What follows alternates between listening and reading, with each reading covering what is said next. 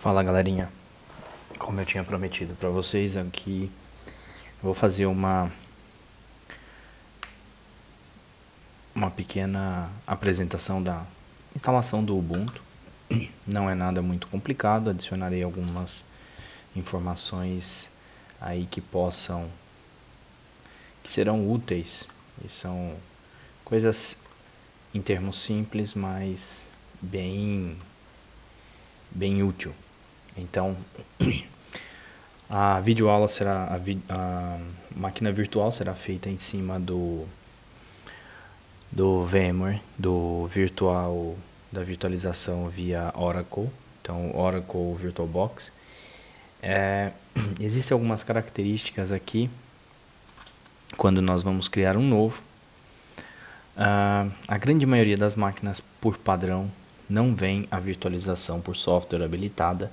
Essa virtualização ela é configurada na sua BIOS. Cada BIOS tem uma configuração diferente, um local diferente para buscar essa configuração. A minha já está habilitada, então por isso eu tenho possibilidade de criar máquinas com 64 bits e 32 bits. Caso você tenha uma máquina, a sua lista de opções estejam todas com 32 bits, significa que duas coisas: ou sua virtualização não está habilitada na BIOS, ou a sua máquina não tem suporte à virtualização. O que é a máquina não ter suporte? Não é o equipamento, é o seu processador. O seu processador tem capacidade de virtualizar máquinas, de interpretar que existem várias máquinas usando aquele processador. Bom, com isso eu vou deixar um link com uma explicaçãozinha de um professor Ramos. Ele tem vários vídeos e um deles ele dá uma pequena explicação de como verificar. Tem um aplicativozinho da Intel, caso o seu processador seja Intel, que você consegue rodar. Ele dá ele apresenta uma análise sobre tudo que você tem no seu processador habilitado, tá? Esse linkzinho vai ficar aqui embaixo nas descrições do vídeo e também no nosso OneNote, tudo bem? Então vamos começar aqui com nossa maquininha, dando um nome qualquer, lembrando que esse nome é somente um nome de apresentação no VirtualBox, não tem nada a ver com o nome do servidor, tá?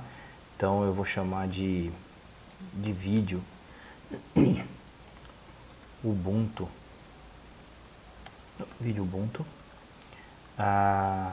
O VirtualBox tenta buscar compatibilidade do nome que você coloca com o tipo de sistema operacional e versão. Aqui ele já colocou 64 bits do Ubuntu para mim.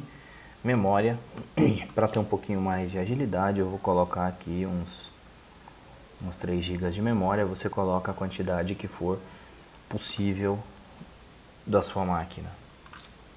Não sugiro que coloque mais do que 50% de memória que a sua máquina tenha, porque senão você vai ter um pouco de instabilidade, um pouco de lentidão na sua máquina em si, até mesmo na sua máquina virtual. Localização, de acordo com a configuração que você já fez no seu VirtualBox, ele vai gerar uma pasta com o nome que eu dei para a minha identificação da máquina virtual. Pode ser alterado, tudo pode ser modificado. Aqui eu utilizo os mesmos. Eu não vou acrescentar tanto disco aqui, vou colocar 20 GB. Não vamos usar tudo isso, mas caso você queira brincar mais um pouco com essa máquina, deixa por enquanto esses 20 GB. Mais pra frente depois eu mostro como adicionar um novo disco, como trabalhar, como criar um novo file system, como trabalhar com LVM, entre outras opções, para adicionar espaço num servidor no Windows, né, no mundo Windows em geral. Manda criar. No momento a minha máquina está preparada, mas não está instalada e tampouco tem algumas configurações que eu preciso. deixo ela selecionada, vou em Settings. Primeira coisa, na parte Advanced, eu coloco bidirecional, tanto a parte de drag and drop quanto Shared Clipboard, né? Para você poder copiar e colar da sua máquina host, do seu Windows, para essa sua máquina virtual, facilitando o seu trabalho. System, eu retiro flop disk. E na parte de processador, se você tiver pelo menos uns 4 núcleos,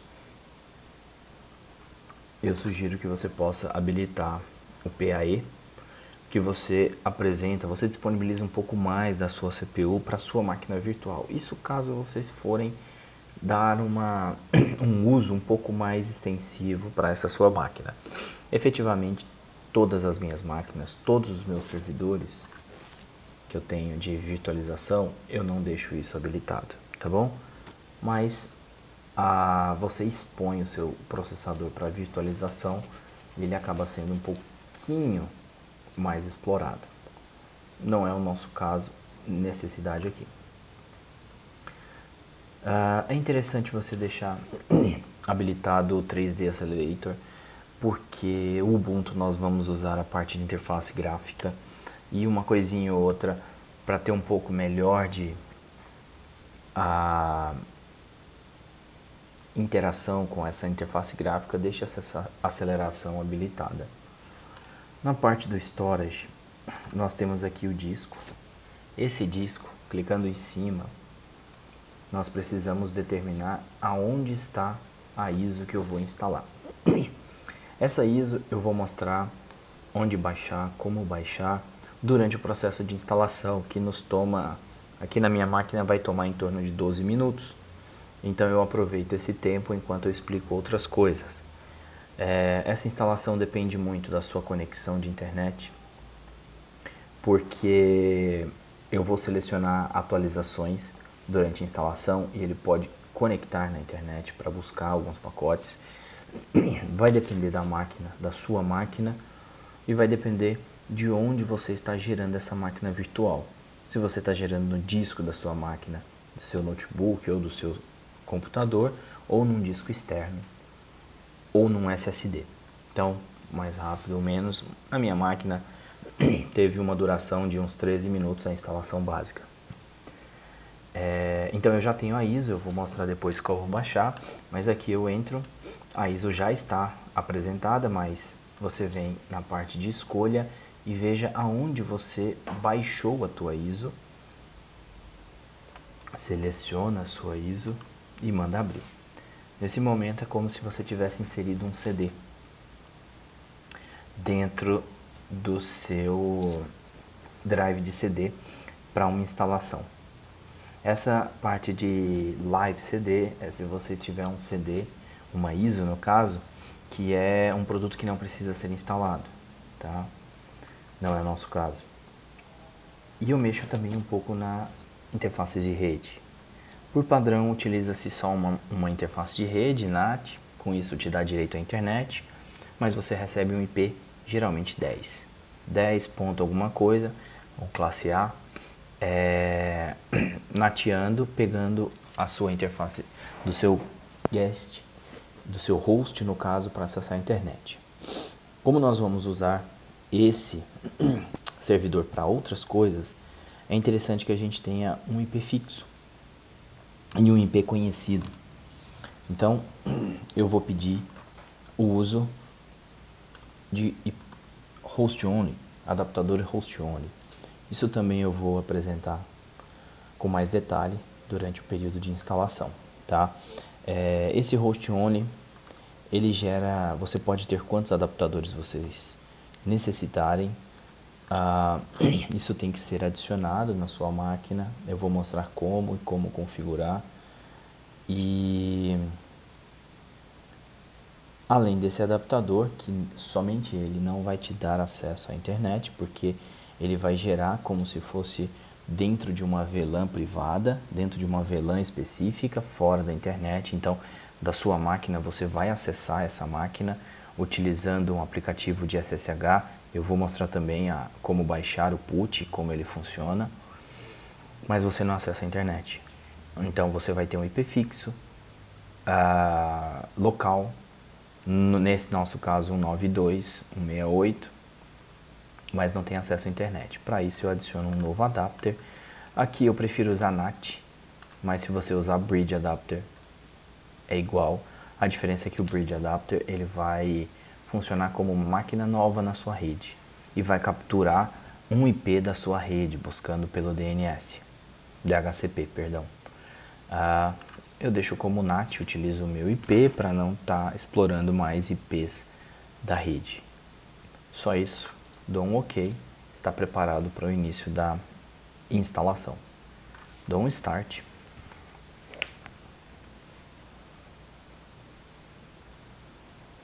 Nas instalações que eu fiz, uma preparação para uma máquina 32 bits, caso vocês tenham uma máquina 32 bits, nós temos um pequeno problema que nessa versão do Ubuntu não aconteceu. Às vezes, vejam que aqui ficou um quadrado menor. A versão 32 bits, ele vai me apresentar uma telinha desse tamanhozinho e existe um VirtualBox Guest, um pacote da Guest que ele te dá a capacidade de maximizar essas telas, tanto para qualquer tipo de sistema operacional, para Windows, para Ubuntu, para Linux. O Ubuntu, nesse caso, essa versão já identificou e conseguiu maximizar. Aqui no View, vocês vejam que eu já tenho o Auto Resize Guest Display. Ele já veio por padrão. Mesmo assim, eu vou apresentar a instalação desse pacote. Caso você tenha um 32 bits, você pode enfrentar o problema de ter uma tela bem pequena para trabalhar, muito ruim, ao invés dessa tela um pouco maior. Nesse caso, nós não vamos fazer um live, tá? Que seria o Try Ubuntu. Vamos fazer a instalação do nosso Ubuntu. Aqui eu recomendo clicar os dois para que ele baixe coisas do Ubuntu enquanto está instalando e faça algumas instalações de softwares de terceiros, tá? Então, necessitou algum drive, alguma coisa específica para sua máquina, ele já busca essa interdependência e já faz a instalação. Continue.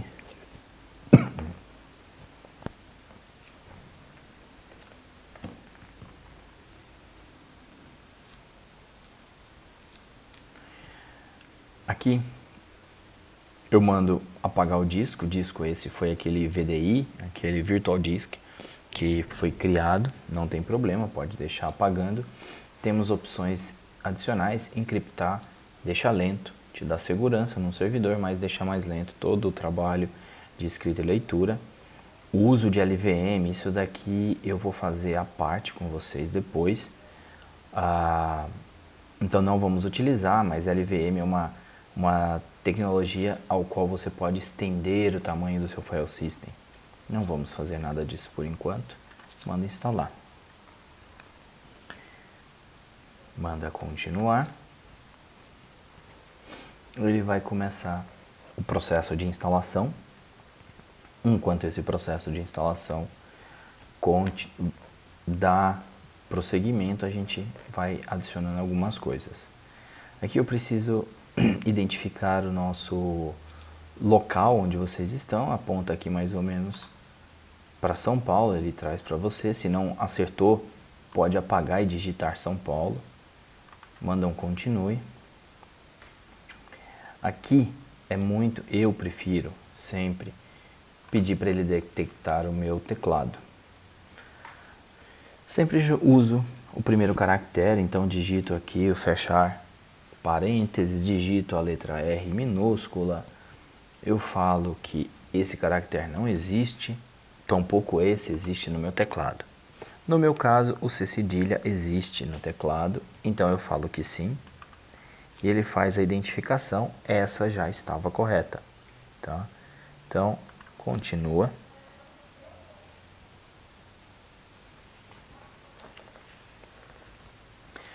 Aqui são as suas identificações. O Ubuntu, ele não trabalha liberando o usuário root. Então, o usuário administrativo root não é disponível. Então, quando você cria a sua instalação, você já faz a inserção de um usuário, um super usuário. Isso não só o Ubuntu, outras distribuições, a distro do CentOS agora também está trabalhando dessa maneira, mas coloco o meu nome, aqui sim é o nome da minha máquina, Video Ubuntu, o nome do meu usuário vai ser Henrique, uma senha qualquer. Sugiro que você tenha caracteres maiúsculos e minúsculos e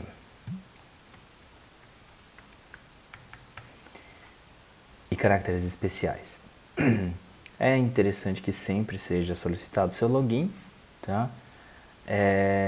Essa parte de encriptar o seu home folder, então é uma pastinha onde você guarda as suas coisas. Mais uma vez, pode ser feito? Pode, por segurança, mas tem a penalidade do custo, tá? Não só a penalidade do custo de acesso, mas também o uso um pouco a mais de CPU para trabalhar com o processo de criptografia e descriptografia. Continuar. Então, tudo que nós tivermos que fazer como usuário root, como um usuário de privilégios de administrador, teremos que utilizar a palavra sudo. Sudo, o que eu quero fazer, e a senha é a senha do meu usuário, no caso logado, Henrique. Coloquem os usuários que vocês quiserem. No momento ele vai fazer cópia de arquivo, depois ele vai preparar a instalação, depois faz as instalações dos pacotes, atualizações. Deixa ele trabalhando, a gente dá uma olhadinha de vez em quando e primeiro vamos mostrar aonde fazer o download de uma ISO do Ubuntu, tá? Então, entre na página do Ubuntu, pode procurar no Google ou mais fácil https://www.ubuntu.com.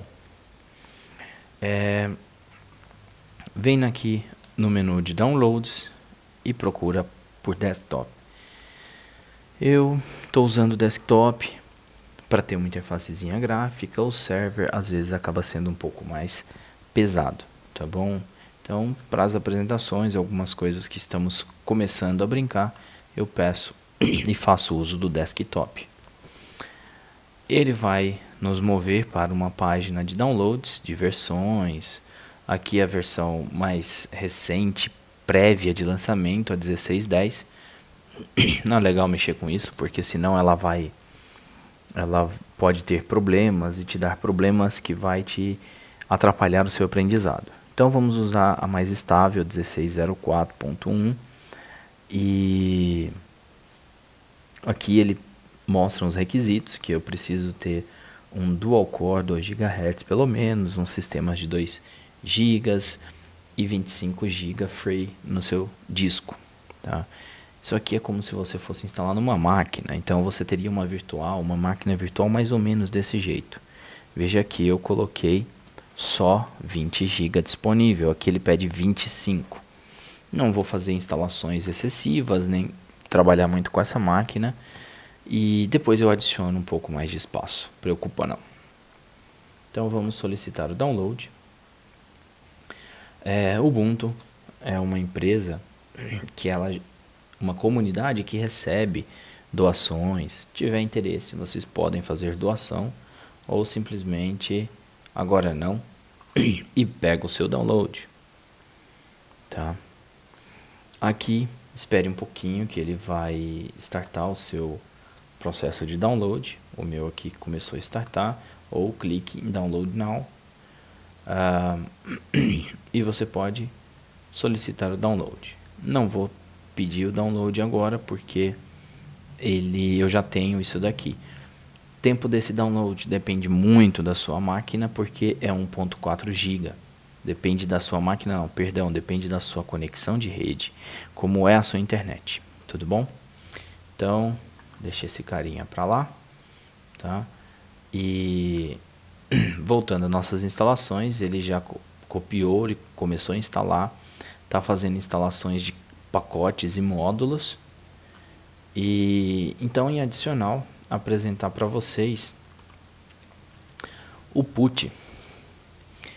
Esse PuTTY é um software de uso SSH, não somente SSH, mas Telnet, e é free, bem simples, muito leve, não precisa ser instalado, tá?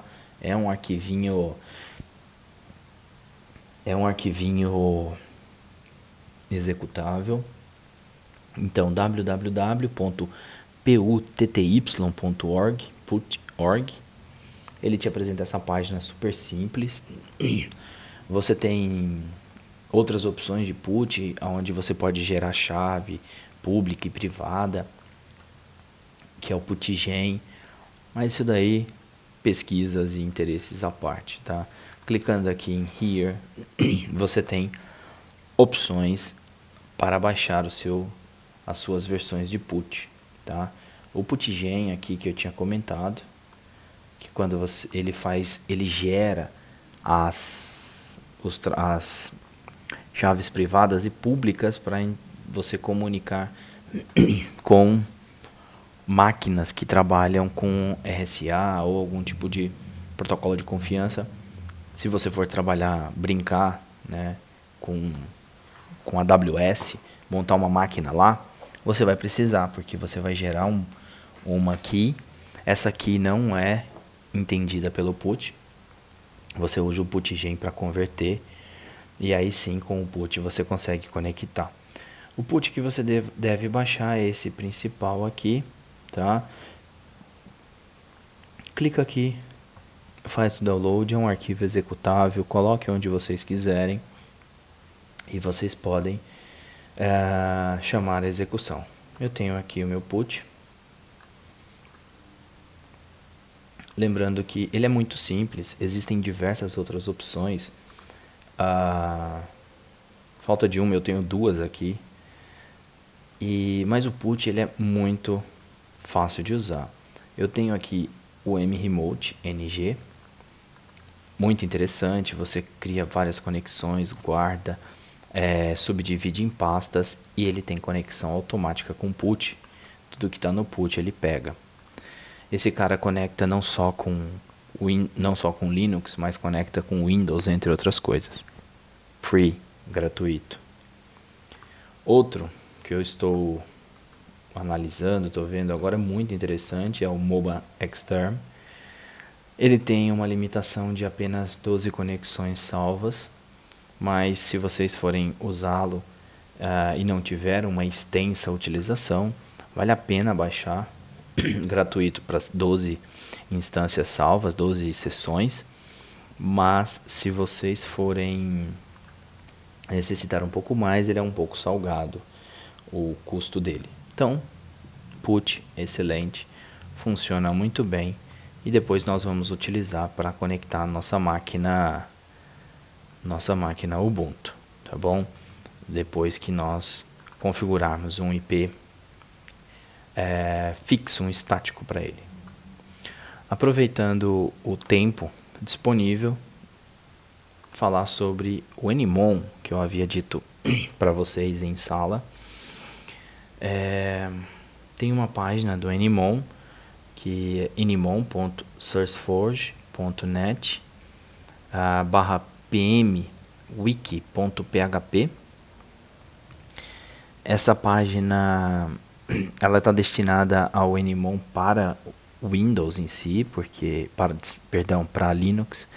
O Nmon foi iniciado pela IBM para AIX, mas ele usa a parte de monitoramento ele monitora muito bem.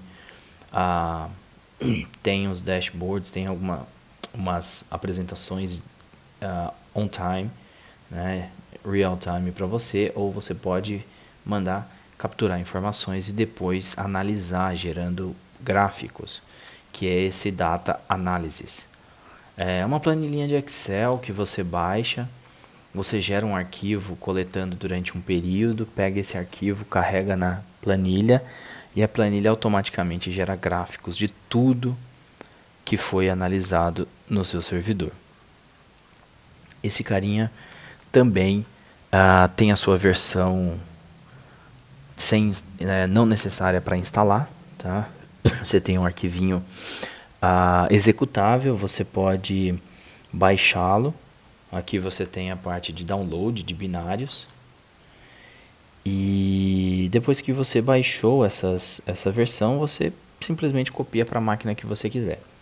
No caso do Ubuntu, que é uma derivação do Debian, ele tem um processo de instalação que você pode utilizar. Eu vou instalar o Nmon e vou mostrar rapidinho para vocês algumas coisinhas com o Nmon. Tudo bem? Então, voltando aqui na nossa instalação do Ubuntu, continua aqui fazendo as instalações e durante o processo que eu vou apresentar, nós faremos update e upgrade de pacotes e esses processos demoram bastante, em torno de 6 a 10 minutos, o upgrade, não o update, tá? Por isso, pode ser que o vídeo tenha um pequeno corte, que eu farei uma pausa para que o vídeo não fique extenso somente olhando o processo em execução. Tudo bem? Um dos momentos que eu vou fazer a pausa é exatamente agora. Farei a pausa e quando o processo de instalação estiver concluído, eu volto. Tudo bem? Até mais.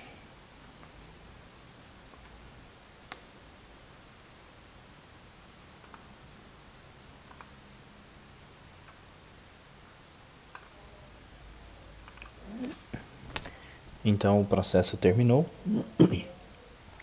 Solicito aqui o restart. Durante o restart, uma das mensagens é que ele solicita que você retire o disco de instalação. Se você vier em Device, Optical Device, Remove Disk from Virtual Drive, ele te mostra que existe um virtual, está marcado aqui. Não mexe, não precisa. Por padrão, o VirtualBox já desmonta esse disco. É como se ele ejetasse. Então ele solicita e pede para você pressionar o Enter. Se for em Device óptico, ele já não está marcado mais. Bom, então só você clicar o Enter e dar prosseguimento no reboot. Esperar a máquina reestabelecer e iniciar pela primeira vez.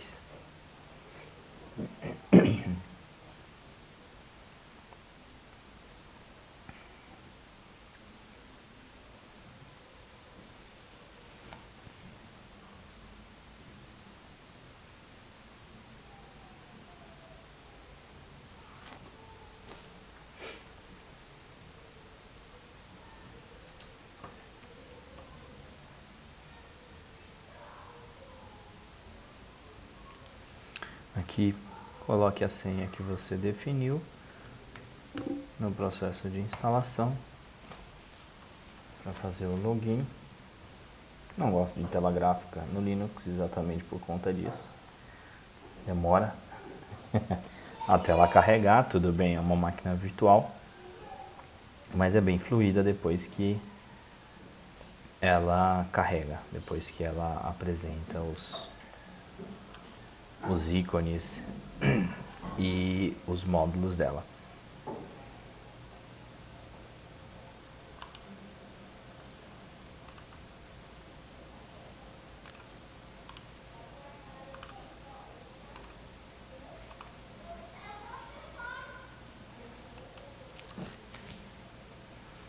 Bom, então aqui nós temos a primeira inicialização.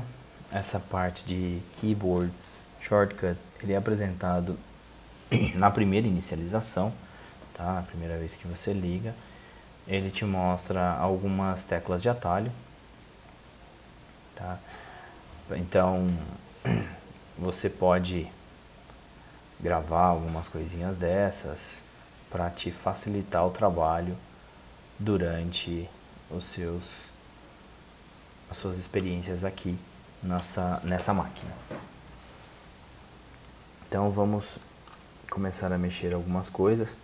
Eu odiei essa coisinha aqui, porque às vezes você clica nesse X e o X nunca responde. Bom, descer XX para lá. E vamos para o lado que eu gosto. Abrir um terminal. Então, clicando com o botão direito em qualquer local, você tem o menu suspenso, pop-up menu, Open Terminal. Tá? Ou então aqui você vem na parte de Search. Nesse Search você pode colocar Terminal e ele te traz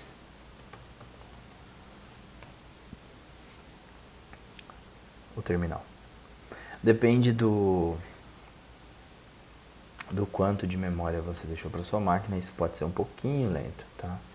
Então, deixa eu maximizar esse carinha para que tenhamos uma visão melhor. Então, tenho a minha máquina montada, tenho os meus file systems iniciais, o meu disco padrão aqui, que é o meu diretório root. Lembrem-se que eu tinha disponibilizado 20 GB, desses 20 GB, 17 ficou pro meu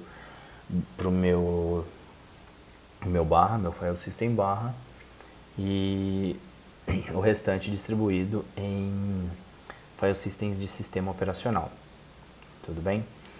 Então, primeira coisa, nós temos aqui o nosso ifconfig, onde eu vejo as minhas placas de rede, os meus devices, device de loopback, o LO.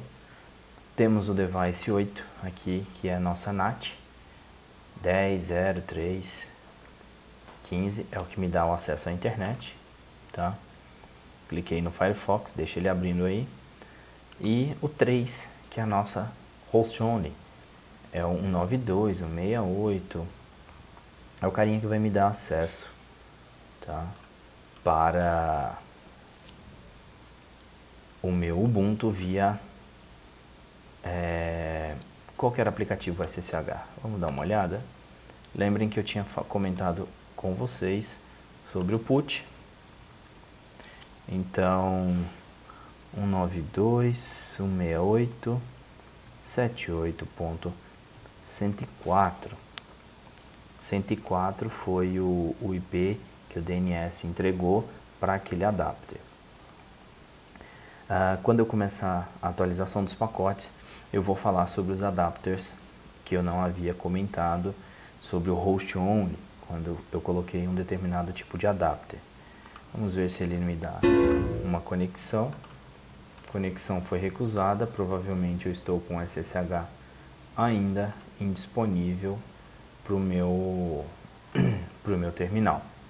Eu vou fazer vou habilitar esse SSH e depois volto a fazer essa conexão novamente, porque 192.168 nós também temos essa rede.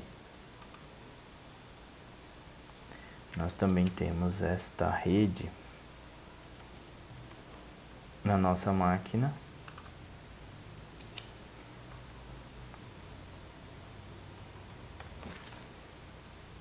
Desculpa aí, mas eu tenho várias aqui.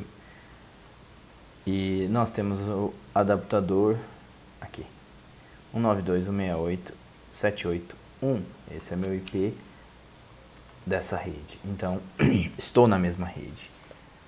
Tenho acesso a essa rede, tá bom? Então, aqui a gente tem 192.168.78255. Então, netmask 255, 255, 255, 0. Então, abrange todo mundo que esteja nessa rede. Bom, falando de rede, vamos ver lá o nosso Firefox. www.uol.com.br. Aqui a gente começa a ter umas brigas, né? Que os botões de fechar, maximizar não estão na direita e sim na esquerda. Então, acesso à internet funcionando bonitinho, certo? Então, voltando para o nosso terminal, vamos começar a executar algumas modificações. Então sudo e eu vou fazer o apt get install. Vamos já fazer o install do Nmon. Pede a minha senha.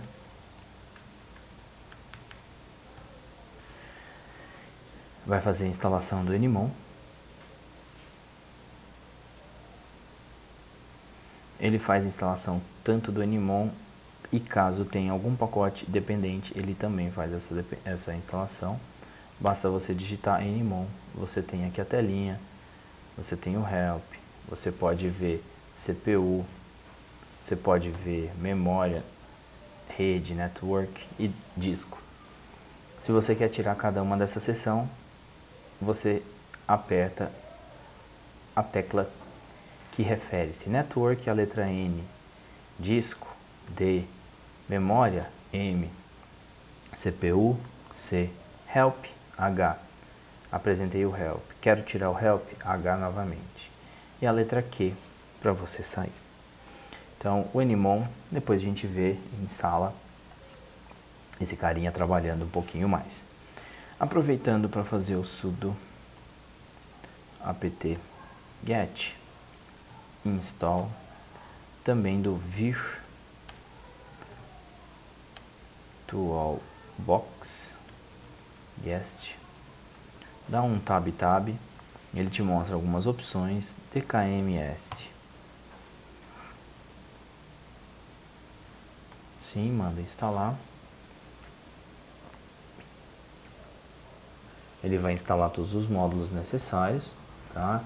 Vejam aqui, eu tenho alguns módulos Debian, mostrando que esses carinhas vêm do Debian. É uma distro, o Ubuntu vem da distribuição Debian.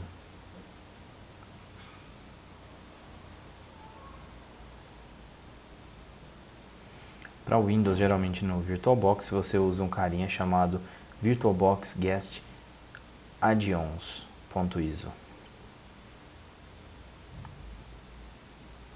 Deixa ele fazer a instalação. Essa instalação vai depender da sua internet, mais ou menos rápido, para fazer os downloads dos pacotes.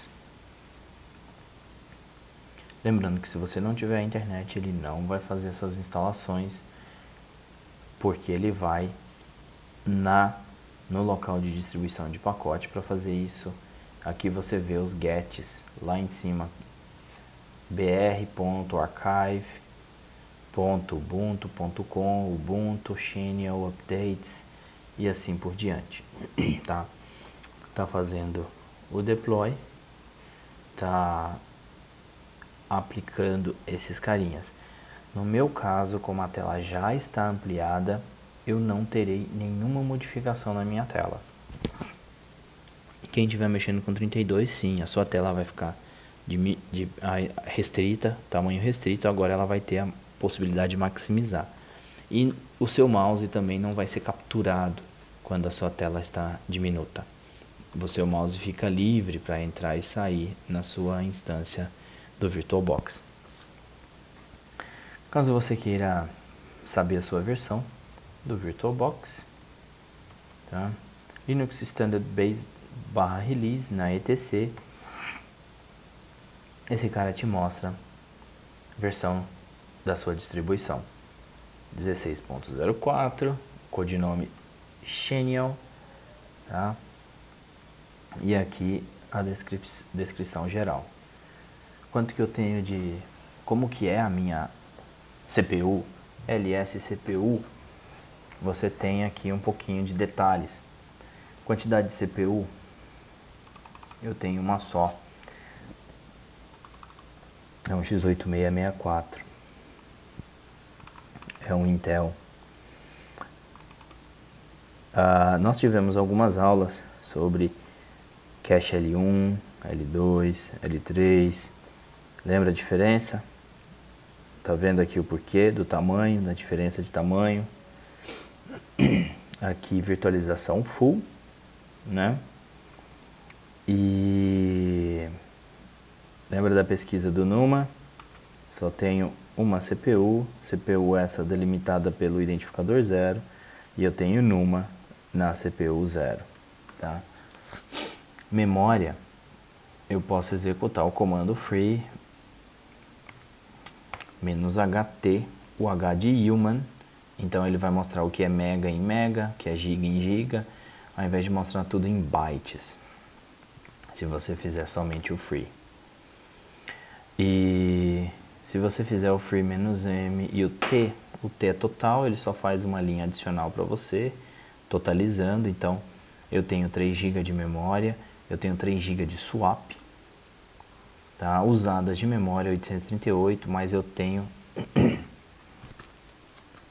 cache de 1,2, tá? Então, e ele me mostra como livre quase 1 GB.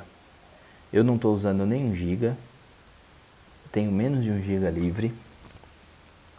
E aqui começa o erro das pessoas e acharem, poxa, estou faltando memória. Não, não tá. Se você usar a sua memória livre, porque você tem aqui buffer barra cache, reservado 1.2. Available é o que você tem real de memória livre, tá? Tomem cuidado com esse total aqui. Nesse total me mostra, eu tenho 3.9 GB de memória livre, free. Essa coluna aqui é muito equivocada, porque aqui ele está somando seu swap. Não leve em consideração swap. Swap é disco, disco é lento. Memória real disponível que eu tenho é quase 2 GB. São quase 2 GB. Então, 1,2 de cache. Cache é memória livre. Mais 915. Tá? Então, somando essas duas, eu vou ter, na verdade, 2, alguma coisa. Mais. Então, essa é a forma correta de interpretar memória. Linux em geral tem um diretório chamado proc, onde toda a parte referente ao seu hardware você tem informações ali. Então o LSCPU você pode ter aqui CPU info, ele te dá detalhes um pouco maiores. Tem uma CPU só, então ele mostra uma só. No próximo reboot eu vou aumentar para 2 CPUs, aí a gente vê uma coisa melhor. Memória é a mesma coisa, você dá um cat no proc memo info, main info, ele te dá todo o detalhe da sua memória. Quero saber swap, proc swap s. Então ele fala que a minha partição de swap é esse cara, é esse arquivo, é um arquivo dev/sda5, tá? Então essa partição, o tamanho dele, quanto está sendo usado e prioridade, tá? Então tenho aí 3 GB de swap. Bom, saindo disso, vamos fazer um sudo apt get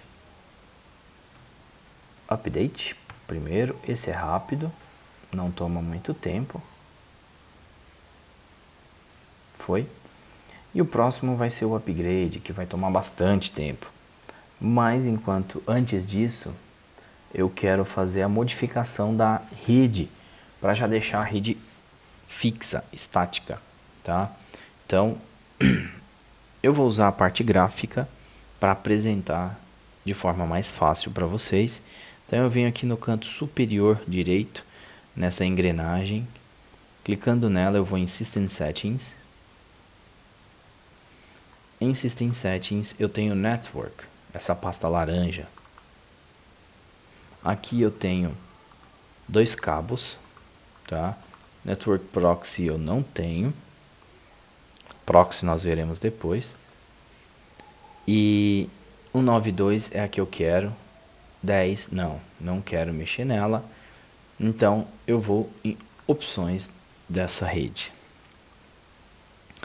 Nessas opções, eu vou IPv4 Settings e vou retirar o DHCP. Coloco o manual. Mando adicionar um endereço de IP. Então será 192.168.168.105. A rede, vamos usar a máscara 24, tá? 255, 255, 255. Somente isso. Dependendo da distribuição que vocês têm, no caso o Ubuntu já traz isso automático, no CentOS você tem que marcar para que ele ligue automaticamente a sua rede. Não precisa aqui, dá um save. O professor continua com 04, desconecta, desconectado, reconecta, 105, certo? Então já temos alterado, vamos ver? If config.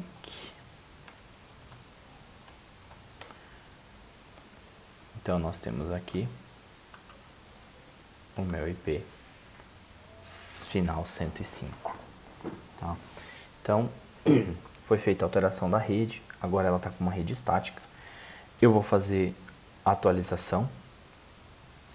Essa atualização vai tomar em torno de uns 10 minutos.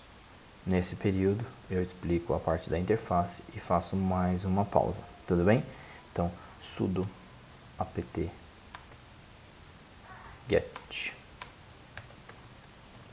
install não, upgrade. Ele vai apresentar todos os pacotes que necessitam ser atualizados. No meu caso, 227 pacotes. Pode ser diferente de vocês, porque a minha ISO já foi baixada há algum tempo. Pode ser que a ISO de vocês já esteja um pouquinho mais atualizada. Então, dou um yes, um Y e deixo ele rolando, tá? Enquanto ele está rolando, vamos dar uma olhada nas interfaces de rede que eu havia comentado. Bom, aqui no VirtualBox, quando a gente vai em File, Preferências, são preferências do seu VirtualBox. General, aonde ele vai criar as máquinas virtuais. Input, ele mostra aqui para você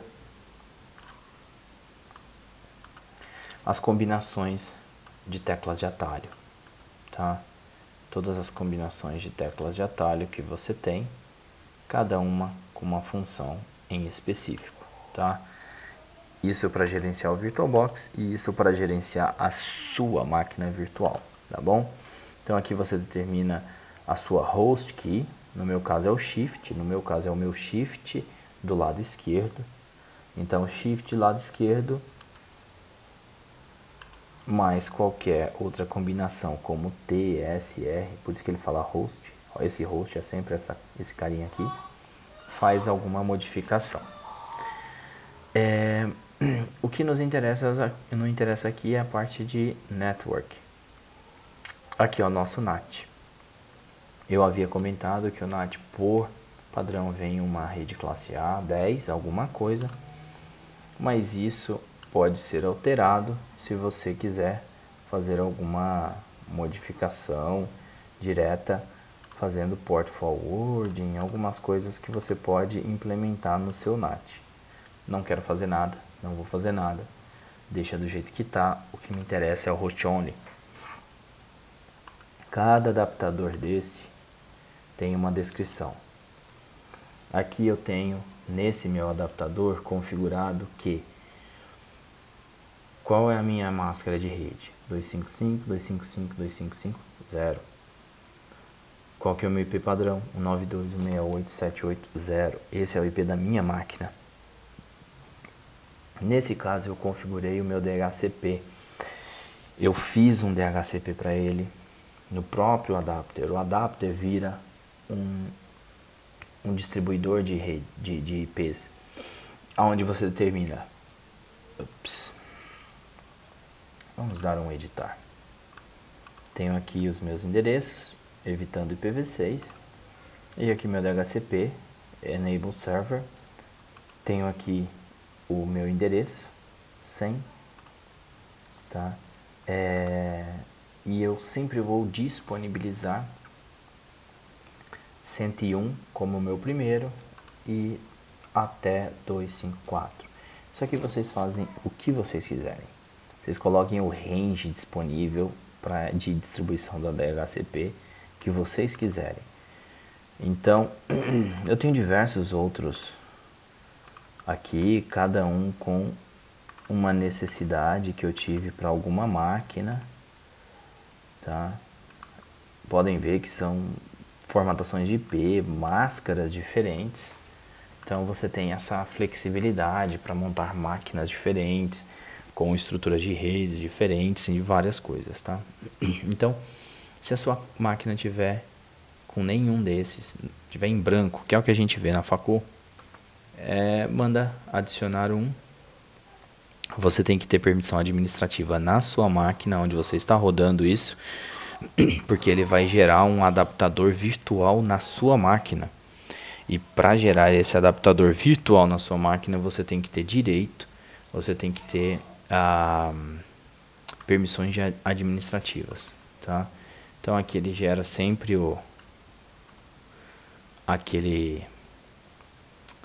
sempre esqueço o nome dessa denominação específica aqui de IPs, mas você determina a estrutura que você quer e seja feliz.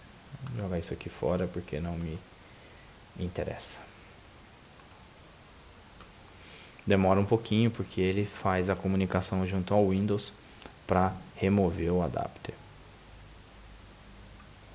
Ok, então sobre o adapter que eu havia comentado com vocês, tá aqui. Esperar que a nossa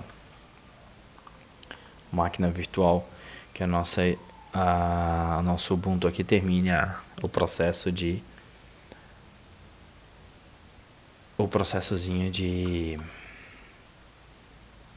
upgrade, tá? Vou fazer mais uma pausa, depois nós retornamos.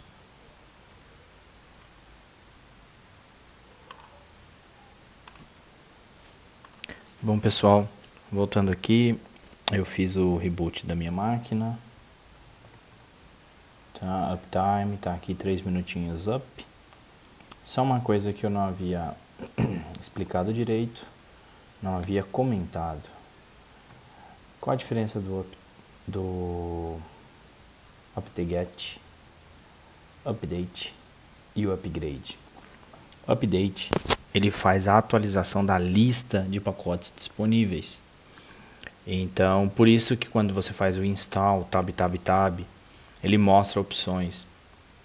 Então, sempre que você for fazer um apt-get install e ele não achar o pacote, faça um update antes e execute novamente. Provavelmente você terá a lista atualizada e encontrará.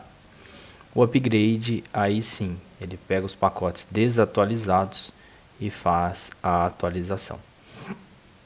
Então, no momento, nós temos aqui ele instalado.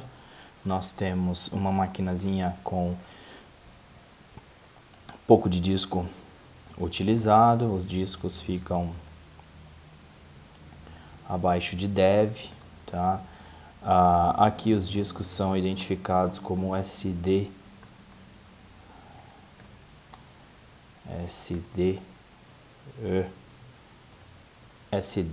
alguma coisa, SDA porque a gente só tem um disco, então esse Azinho, quando nós incrementarmos mais um disco, vai ser SDB.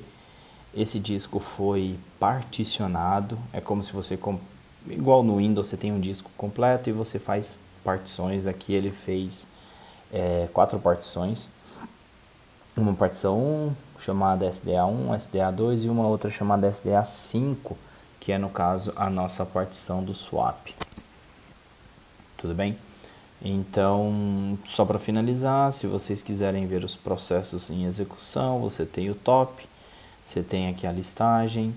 Se você colocar o U, você consegue filtrar por usuário, entre outras coisinhas. Temos processos rodando, percentual de uso de CPU, memória.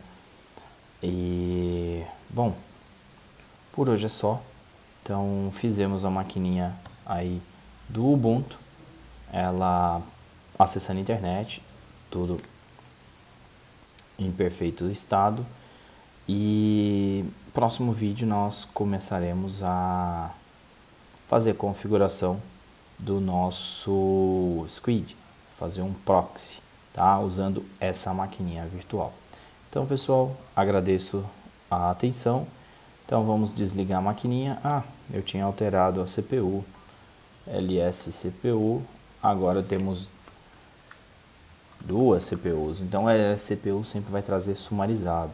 Se eu fizer um cat no proc CPU info, aí ele traz a descrição de cada uma, tá? Então eu tenho aqui, no caso, processador 0, processador 1, identificando que eu tenho dois processadores agora, ao invés de um só, tá bom? E aí quando faço o LS CPU, ele me mostra que o NUMA está sendo aplicado sobre as duas CPUs, tá? Então belezinha, pessoal, fechando aí um sudo, para não precisar interface gráfica, sudo shutdown -h now. Agradeço aí o tempo de vocês, um grande abraço e até a próxima. Falou, tchau, tchau.